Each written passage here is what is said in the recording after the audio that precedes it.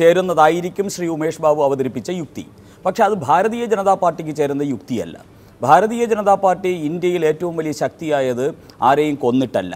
Bharatiya Janata party ഉത്തരേന്ത്യയിൽ നിന്ന് communist പാർട്ടിയെ നിർമ്മാർജ്ജനം ചെയ്തത് ആദർശാത്മകമായിട്ടാണ്, സംഘർഷാത്മകമായിട്ടല്ല, ഭൗതികമായിട്ടുമല്ല. ആദർശം കൊണ്ടാണ് നിർമ്മാർജ്ജനം ചെയ്തത്. പശ്ചിമ ബംഗാളിൽ നിന്ന് കമ്മ്യൂണിസ്റ്റ് പാർട്ടി തകർന്നത്, BJP വളർന്നത്, BJP അടികൊണ്ട് ജയിലിൽ കിടന്ന് ഒട്ടനവധി ബലിദാനികൾ ഉണ്ടായിട്ട് അങ്ങനെ ഇങ്ങോട്ട് ഞങ്ങളായിരുന്നു അവിടെ ഇതെല്ലാം അനുഭവിച്ചത്. അങ്ങനെയാണ് ഞങ്ങൾ വളർന്നത്. അവിടെ കൊന്നത് കമ്മ്യൂണിസ്റ്റ് പാർട്ടി. പക്ഷേ അങ്ങനെയാണെങ്കിൽ ഇവിടെ എന്തുകൊണ്ടാണ് ഇത്തരം സംഘർഷങ്ങൾ ഉടലെടുക്കുന്ന സാഹചര്യങ്ങളിൽ ഞങ്ങളുടെ ഭാഗത്തുനിന്ന് പ്രതിരോധം ഉണ്ടാകാറുണ്ടെന്ന് പറയുന്നത്? ബലിദാനത്തെ പറ്റിയല്ല പറയുന്നത്, പ്രതിരോധത്തെ പറ്റിയാണ്. ഞങ്ങളെ സംബന്ധിച്ചിടത്തോളം ഞങ്ങൾ ഏറ്റവും പ്രാമുഖ്യം നൽകുന്നത് ദാർശനികമായിട്ടുള്ള പ്രതിരോധത്തിനാണ്, ആദർശാത്മകമായിട്ടുള്ള പ്രതിരോധത്തിനാണ്. അതോടൊപ്പം തന്നെ ഭരണ നൈപുണ്യത്തിൻ്റെ പ്രതിരോധത്തിനാണ്, വികസനത്തിൻ്റെ പ്രതിരോധത്തിനാണ്. ഇതെല്ലാം കഴിഞ്ഞിട്ടും രക്ഷയില്ലാതെ വരുന്ന കാലഘട്ടത്തിൽ ഞങ്ങളുടെ പ്രവർത്തകരുടെ ജീവനും ഞങ്ങളുടെ പ്രവർത്തകരുടെ വീടും ഞങ്ങളുടെ പ്രവർത്തകരുടെ സ്വത്തും സംരക്ഷിക്കാൻ്റെ ഗതികേട് ഇവിടുത്തെ ഭരണനിർവഹണത്തിനോ ഇവിടുത്തെ പോലീസിനോ ഇവിടുത്തെ നിയമ സംവിധാനത്തിനോ സാധിക്കാതെ വരുന്ന ഘട്ടത്തിൽ അത്തരത്തിലുള്ള ഒരു ഡിഫൻസ് ആവശ്യമായിരിക്കും. ഒരു പ്രത്യേക സാഹചര്യത്തിൽ മാത്രം നിങ്ങൾ അരക്ഷിതരാകുന്നു എന്ന് നിർവചിക്കരുത്. ഞങ്ങളൊരു പ്രത്യേക സാഹചര്യത്തിൽ അരക്ഷിതരാകുന്നു, അല്ലെങ്കിൽ വല്ലാത്ത പ്രതിരോധത്തിലേക്ക് പോകുന്നു, അപ്പോൾ തിരിച്ചടിക്കാൻ നിർബന്ധിതമാകുന്നു എന്നൊരു നിസ്സഹായത പ്രകടിപ്പിക്കരുത്.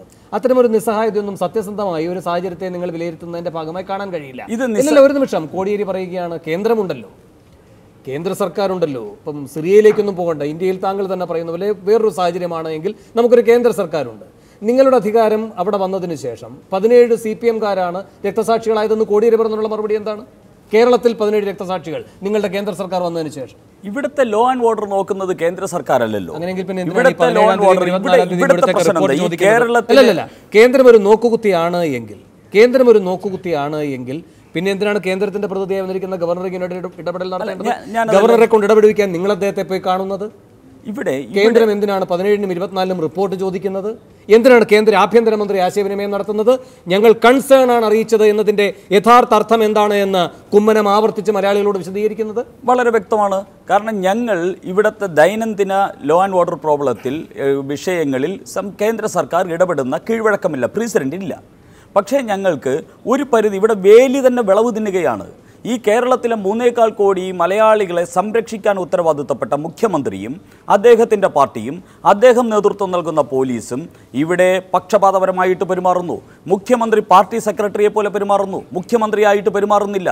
ഇവിടെ ഭരിക്കുന്ന പാർട്ടിയാണ് എല്ലാ കൊലപാതകങ്ങളുടെയും ഒരു ഭാഗത്ത്. ആ രീതിയിലുള്ള സാഹചര്യം ഉണ്ടായിരിക്കും. ഈ കോൺഗ്രസ്സുകാരടക്കം പറയുന്ന ഒരു കാര്യമുണ്ടല്ലോ, ഇരുഭാഗവും എടുത്താൽ അവിടെ എന്തായാലും അവരാരുമില്ല. ഒരു ഭാഗത്ത് CPM-ഉം ഒരു ഭാഗത്ത് BJP മാത്രം എന്തുകൊണ്ട് ഇങ്ങനെ സംഘടനാപരമായി അതിജീവിക്കാനുള്ള ബുദ്ധിമുട്ട് കേരളത്തിൽ അനുഭവിക്കും? അല്ല, കോൺഗ്രസ്സുകാർ മരിക്കുന്ന സ്ഥലത്ത്, കോൺഗ്രസ്സുകാരെ കൊന്ന സ്ഥലത്ത് CPM ഉണ്ടല്ലോ, മുസ്ലിം ലീഗുകാരെ കൊന്ന സ്ഥലത്ത് CPM ഉണ്ടല്ലോ, CPI-ക്കാരെ ആക്രമിക്കുന്നതിൻ്റെ മറുഭാഗത്ത് CPM ഉണ്ടല്ലോ, BJP-ക്കാരെ ആക്രമിക്കുന്നതിൻ്റെ മറുഭാഗത്ത് CPM ഉണ്ട്. ഇത് CPM ആണ് ഇവിടെ ഭരിക്കുന്നത്. നിങ്ങൾ ഈ ഇതിന്റെ കണക്കുകൾ എടുക്കാൻ പോയാൽ അത് എവിടെയും അവസാനിക്കില്ല. എൻ്റെ ആദ്യത്തെ ചോദ്യത്തിലേക്ക് ഞാൻ വരികയാണ്. ഗവർണറുടെ ഇടപെടൽ കൊണ്ടാണോ ഈ ഉഭയകക്ഷി ചർച്ചകൾ നടന്നത് ഈ രൂപത്തിൽ? അല്ല, മുഖ്യമന്ത്രി തന്നെ മുൻകൈ എടുത്തതുകൊണ്ടാണോ ഇപ്പോൾ വാർത്തകൾ വരുന്നത് പോലെ CPM കേന്ദ്ര നേതൃത്വം ഇത്തരമൊരു നിർദ്ദേശം നടപ്പാക്കാൻ പറഞ്ഞിരുന്നു, അതിൻ്റെ ഭാഗമായിട്ടുള്ള ഇടപെടലാണോ? കേരള സമൂഹത്തിൽ ഞാൻ ധരിക്കുന്നു ഗവർണർ ഇടപെട്ടത് ഇതിന് വലിയൊരു ആക്കം കൂട്ടിയിട്ടുണ്ട് എന്നുള്ള വസ്തുത മനസ്സിലാക്കുന്നതോടൊപ്പം തന്നെ കേരള സമൂഹത്തിൽ ഈ മുഖ്യമന്ത്രി ഒരു പാർട്ടി സെക്രട്ടറി ആയിട്ടല്ല പോകേണ്ടത്, മുഖ്യമന്ത്രിയാകണം എന്നുള്ള ഒരു സമ്മർദ്ദം കേരളത്തിൻ്റെ സകല മേഖലയിൽ നിന്നും ആ സമ്മർദ്ദം ഉണ്ടായിട്ടുണ്ട്. ഈ ഗവർണറുടെ ഇടപെടലിനെ പറ്റി അഡ്വക്കേറ്റ് സുരേഷ് എന്താണ് മനസ്സിലാക്കിയത്? എനിക്ക് അതാണ് അറിയേണ്ടത്. ഗവർണറുടെ സ്വാഭാവികമായിട്ടുള്ള ഇടപെടൽ, കാരണം ഗവർണറുടെ മുമ്പിൽ കെട്ടുകണക്കിന് പരാതികൾ വിവിധങ്ങളായിട്ടുള്ള സ്ഥലങ്ങളിൽ നിന്ന് ലഭിക്കുന്നു. വീട് നഷ്ടപ്പെട്ടവർ ഇവിടെ ശ്രീ CR നീലകണ്ഠനും ഡോക്ടർ സെബാസ്റ്റ്യൻ പോളും പറയുന്ന ഒരു കാര്യമുണ്ട്. കെട്ടുകണക്കിന് പരാതികളുടെ അടിസ്ഥാനത്തിൽ പ്രവർത്തിക്കേണ്ട ഒരു സംവിധാനമല്ല രാജ്ഭവൻ.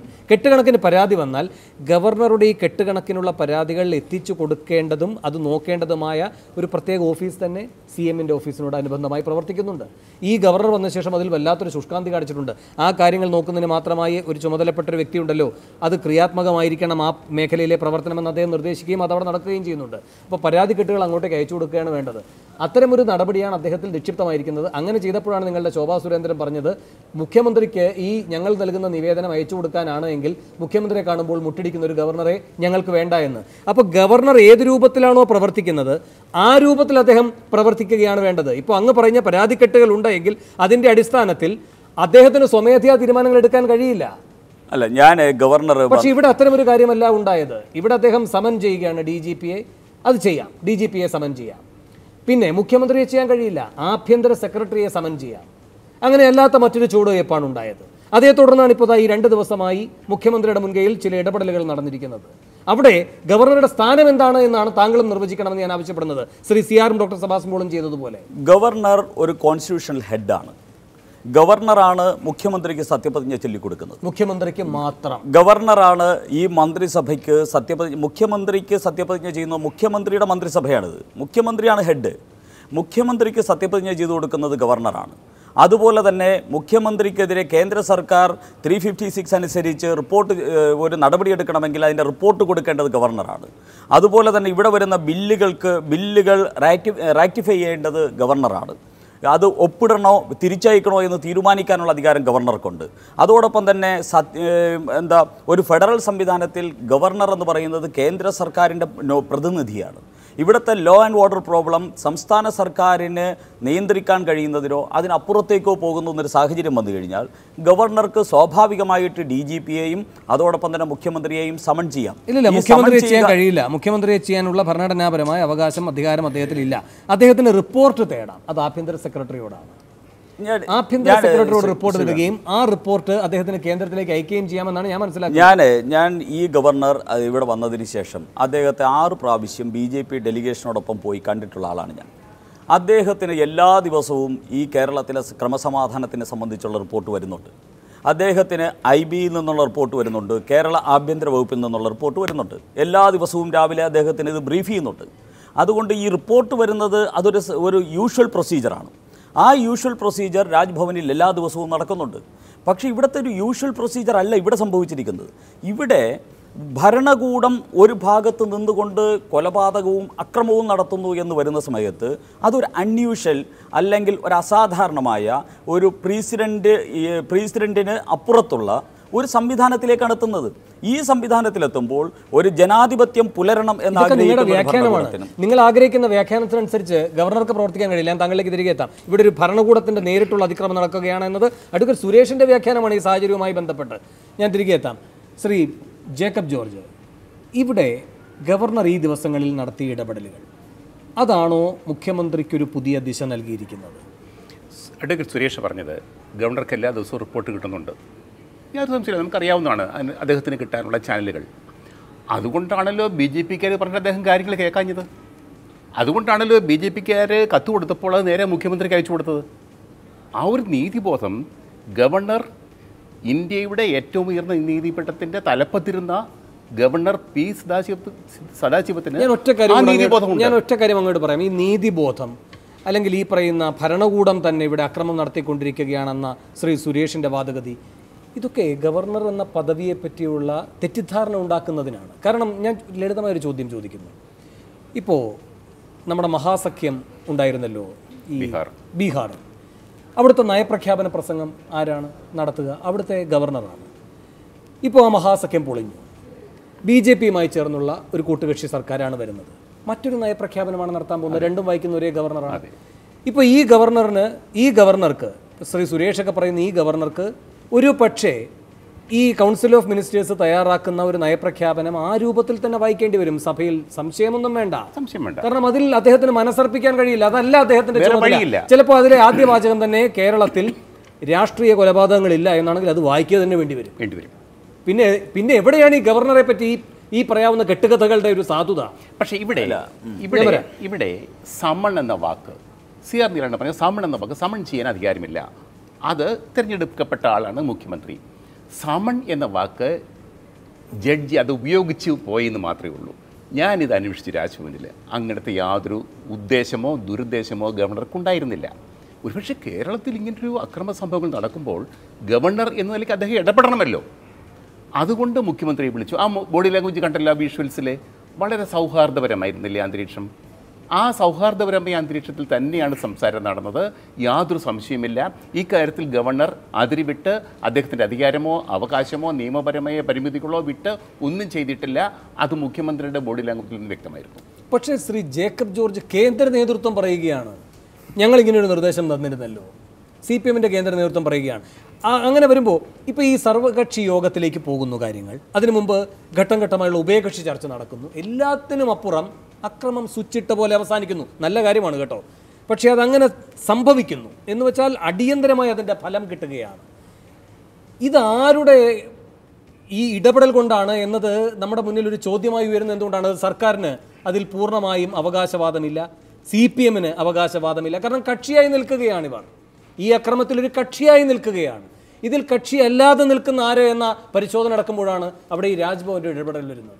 സമാധാനമുണ്ടായെങ്കിൽ അതിന് പിന്നിൽ ആര് പ്രവർത്തിച്ചാലും അതിൽ തെറ്റില്ലെന്നാണ് എൻ്റെ അഭിപ്രായം. ഒരു നല്ല ഉദ്ദേശത്തോടെയുള്ളതാണ്, അല്ല അതൊരു നിരീക്ഷണം എന്നല്ലേ നല്ല ഉദ്ദേശം. ഞാൻ ചോദിക്കുന്നത് ഇതിന്റെ സൂക്ഷ്മാർത്ഥത്തിൽ ആരുടെ ഇടപെടൽ, ആർക്കാണ് ഇതൊരു അവകാശവാദമായി ഉന്നയിക്കാൻ കഴിയുന്നത്? ഇതിന് വേറൊരു ഡയമെൻഷൻ ഉണ്ട്. അത് രാഷ്ട്രീയമാണ്. അത് CPM-ൻ്റെ അകത്തെ രാഷ്ട്രീയമാണ്.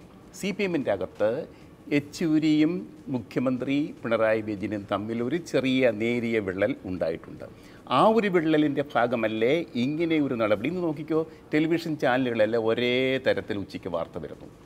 ബ്രീഫിംഗ് ഒരു കേന്ദ്രത്തിൽ നിന്നാണ്. അല്ല, ബ്രീഫിങ്ങിനെ പറ്റി അവിശ്വസിക്കുക വേണ്ട. കാരണം ബ്രീഫിംഗ് ശരിയാണ്. അല്ല, ഹൗസിൽ യെച്ചൂരി ഉണ്ടായിരുന്നു, പാർലമെന്റിൽ.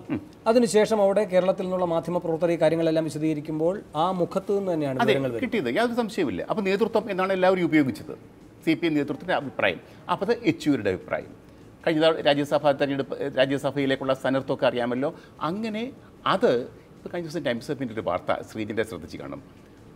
ആ നിലപാട് CPM സംസ്ഥാന നേതൃത്വത്തിൻ്റെ advantage CPM leadership, state leadership എന്നാണ് ശ്രീജിൻ എഴുതിയിരിക്കുന്നത്. അത് നോക്കണം. അപ്പോൾ ആ ഒരു വിള്ളൽ അത് ശരിക്കും അത് രൂക്ഷമാവരുതെന്നാണ് എൻ്റെ വ്യക്തിപരമായ അഭിപ്രായം. പക്ഷേ ആ ഒരു വിള്ളലിൻ്റെ ഭാഗമല്ലേ ഇങ്ങനെ ഒരു റിപ്പോർട്ട് ഡൽഹിയിൽ നിന്ന് വരാൻ കാരണമായത് എന്ന് ഞാൻ ബലമായി സംശയിക്കുന്നു. ശരി, ഞാൻ തിരികെ എത്താം. ശ്രീ തിരുവഞ്ചൂർ രാധാകൃഷ്ണൻ, അങ്ങ് ഗവർണറുടെ ഒരു പങ്ക് പറഞ്ഞതേയില്ല. തുടർന്ന് ഈ ചോദ്യത്തിന് മറുപടി പറയുമ്പോൾ അങ്ങ് അത് പറയുമെന്ന് ഞാൻ കരുതുകയാണ്. നിങ്ങൾ ഈ കാര്യത്തിൽ വ്യത്യസ്തമായ നിലപാടെടുത്തിട്ട് പ്രതിപക്ഷ നേതാവിൻ്റെ പ്രസ്താവന നമ്മുടെ മുന്നിലൂടെ അതൊക്കെ ശരിയാണ്. പക്ഷേ ഈ വിഷയത്തിൽ ഗവർണർ ഇടപെട്ടതിനെ പറ്റി നിങ്ങളുടെ ഒരു വിലയിരുത്തൽ ആവശ്യമാണ്. കാരണം ഗവർണർ എന്നതൊരു ഭരണഘടനാ പദവിയാണല്ലോ. അല്ലാത്ത സന്ദർഭങ്ങൾ നിങ്ങൾക്കടക്കം ഉദാഹരിക്കാൻ കഴിയും. ഞങ്ങളുടെ കാലത്ത്, കഴിഞ്ഞ UDF സർക്കാരിൻ്റെ കാലത്ത് രാഷ്ട്രീയ കൊലപാതകങ്ങൾ ഉണ്ടായിട്ടില്ല എന്ന് ഉമ്മൻചാണ്ടി ഇന്നലെയും പറയുന്നത് കേട്ടു. അത് എത്രമാത്രം വസ്തുതാപരമാണെന്ന് എനിക്കറിയില്ല. എന്തായാലും സംശയിക്കേണ്ടതാണ്. അങ്ങനെ ഒരു അവകാശവാദം സാധ്യമാണോ? രാഷ്ട്രീയ കൊലപാതകം ഉണ്ടായില്ല എന്നൊക്കെ പറഞ്ഞാൽ.